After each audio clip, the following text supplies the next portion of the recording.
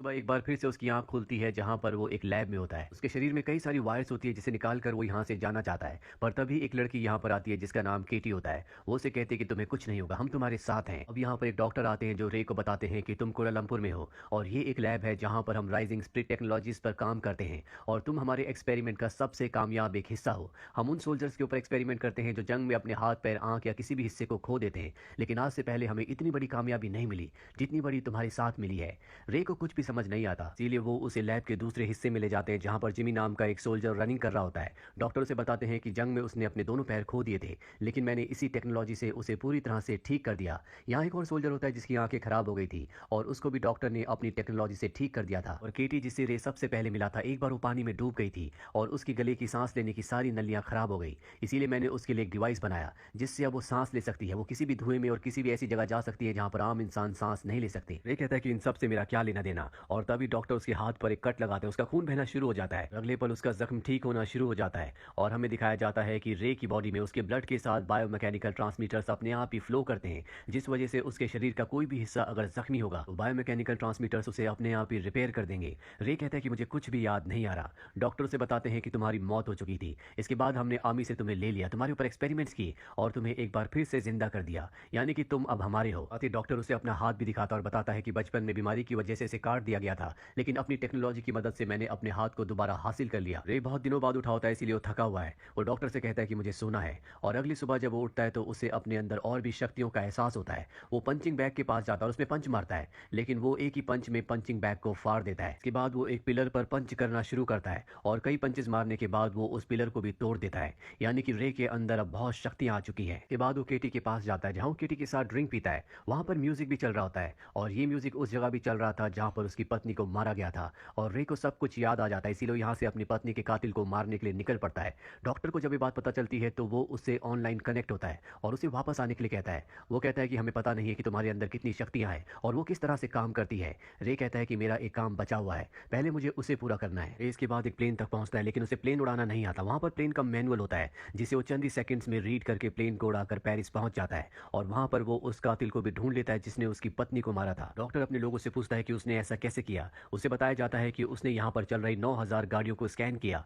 जिसके बाद उसे पता चल गया कि इनमें से उस कातिल की गाड़ी कौन सी है, और ये जानकर डॉक्टर हैरान हो जाता है। और अब रे की पत्नी का कातिल एक्स एक टनल के अंदर पहुंच जाता है, लेकिन वहां रे भी पहुंच जाता है और सबसे पहले एक्स के सभी लोगों को मार देता है, और इसके बाद एक्स तक पहुंच जाता है और कहता है कि मैंने तुझे कहा था मुझे जान से मार देना, अगर मैं बच गया तो मैं तुझे नहीं छोड़ूंगा। और इसके बाद वो एक्स को मारकर अपनी पत्नी की मौत का बदला ले लेता है। इसके बाद यहाँ पर केटी और दो और उसके साथी आ जाते हैं जिनके ऊपर इसी तरह के एक्सपेरिमेंट किए गए थे, और वो रे से कहते हैं कि हमें यहाँ के सारे सबूत मिटाने होंगे, नहीं तो गवर्नमेंट को इसके बारे में पता चल जाएगा। रे बहुत थका हुआ महसूस कर रहा होता है। केटी उसे बताती है कि तुम्हारे ट्रांसमीटर्स चेंज करने का वक्त आ गया है क्योंकि तुमने उनकी एनर्जी को यूज कर लिया है। के बाद उसे लैब में लाकर उसकी टेक्नोलॉजी को, उसके ट्रांसमीटर्स को चेंज किया जाता है, और तभी उसके सामने उसका साथी जिमी आता है और उसे कहता है कि इन सब के पीछे मैं था, मैंने ये पूरी की पूरी प्लानिंग की थी, मुझे तुम्हें सताने में, परेशान करने में बहुत मजा आता है। और यहाँ पर हमें पता चलता है कि रे के दिमाग में बार बार नई यादें डाली जाती है जो कि उसके लिए एक मिशन होता है, और अपने मिशन अपनी यादों के मुताबिक वो अलग अलग लोगों को मारता है। और अभी जो उसने अपना आखिरी मिशन पूरा किया है जिसमें उसने अपनी पत्नी के कातिल एक्स को मारा था, वो मिशन भी उसके दिमाग में डाला गया था। एक्स कोई क्रिमिनल नहीं था और ना ही उसने उसकी पत्नी का कत्ल किया था। ये सारी की सारी यादें उसके दिमाग में डाली गई ताकि वो एक्स को मार दे। इस दरअसल यहाँ पर जो डॉक्टर होता है जिसने रे को बनाया है उसी के साथ काम करने वाला एक डॉक्टर था। इससे पहले भी रे ने 3 जिन लोगों को मारा था वो सब के सब डॉक्टर के साथ काम करने वाले इसी मिशन का एक हिस्सा थे। दरअसल डॉक्टर नहीं चाहता कि इस टेक्नोलॉजी के बारे में किसी को भी पता चले। वो गवर्नमेंट को इस टेक्नोलॉजी को नहीं देना चाहता क्योंकि वो इस टेक्नोलॉजी को रे को निजी तौर पर इस्तेमाल करना चाहता है। और अब उसके दिमाग में एक और मिशन डाला जाता है जो कि निक को मारने का होता है, जो खुद एक डॉक्टर है और वो भी डॉक्टर के साथ इसी प्रोजेक्ट में शामिल था। इसलिए रे उसे मारने के लिए पहुंच जाता है। निक को पता चल जाता है। उसके साथ उसका एक प्रोग्रामर भी होता है जिसका नाम विगन्स होता है। वो विगन्स को कहता है कि तुम यहाँ से चले जाओ। विगन्स को वहां से जाना पड़ता है और अब रे उस तक पहुंच जाता है, और इससे पहले कि रे उसे मारता, रिमोट का बटन दबाकर ईएमपी बॉम्ब को ब्लास्ट कर देता है जिससे पूरे शहर की इलेक्ट्रिसिटी चली जाती है, और जिस टेक्नोलॉजी से, जिस सर्वर से रे जुड़ा हुआ होता है वो भी ऑफ हो जाता है। इसलिए डॉक्टर की रेंज से रे बाहर निकल जाता है, ना ही वो उसको अब कंट्रोल कर सकता है। इस बात से डॉक्टर बहुत परेशान होता है। रे को जब होश आता है तो उसके सामने विगन्स होता है, वही प्रोग्रामर जो कभी निक के लिए काम किया करता था। हालांकि निक की मृत्यु हो चुकी है। अब रे विगन्स के पास है। विगन्स उसे बताता है कि तुम्हारा डॉक्टर तुम्हें अपने फायदे के लिए इस्तेमाल करता है। जब भी किसी मिशन को पूरा करते हो इसके बाद तुम्हारे दिमाग की सारी मेमोरीज को डिलीट करके उसमें नई मेमोरीज को डाला जाता है, इसीलिए तुम अलग अलग लोगों को अलग अलग मिशन के तहत मारते हो। उसके बाद रे को भी अपनी कुछ पुरानी यादें आती हैं।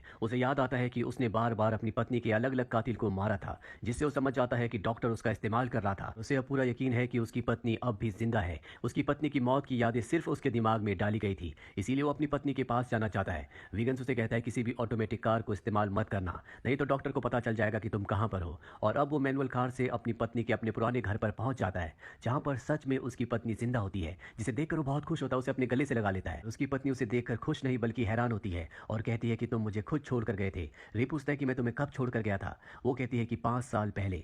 और अब रे पूरी तरह से कंफ्यूज हो जाता है क्योंकि उसके दिमाग में इतनी पुरानी यादें नहीं थी। अब उसे समझ में आ चुका है कि डॉक्टर ने उसका इस्तेमाल किया है, इसीलिए वो किसी भी कीमत पर अब डॉक्टर का खात्मा करना चाहता है। डॉक्टर को पता चल जाता है कि उसे रे मारने आने वाला है, इसीलिए वो जिमी जिसके पैर रोबोटिक हैं और उसका दूसरा साथी जिसकी आंखें डॉक्टर ने बदली थी, उन दोनों को रे को मारने के लिए भेजता है। हालांकि रे अपनी जान बचाने की कोशिश करता है, लेकिन वो रे को बेहोश करके एक बार फिर से लैब में ले आते हैं, जहां एक बार फिर से उसके दिमाग से हर एक याद को मिटा दिया जाता है और एक नए मिशन को डाला जाता है जिसके तहत अब उसे विगन्स को मारना होगा, क्योंकि डॉक्टर के हर एक राज को विगन्स जानता है। पर केटी इसके खिलाफ होती है, क्योंकि केटी, जिमी और इनका जो दूसरा साथी होता है वो इस मिशन में खुद अपनी मर्जी से आए थे, लेकिन रे ने ऐसा नहीं किया था। रे को जबरदस्ती इस मिशन में लाया गया था, इसीलिए वो विगन से मिलती है और उसके साथ तय करती है कि वो डॉक्टर को और उसकी पूरी कंपनी को हमेशा के लिए खत्म कर देगी। अब वो किसी भी धुएं में सांस ले सकती है, इसीलिए केटी अपने साथ स्मोक बॉम्ब डॉक्टर के सर्वर तक ले जाती है और वहां पर आग लगा देती है, जिससे उसका पूरा का पूरा डेटा हमेशा के लिए खत्म हो जाता है।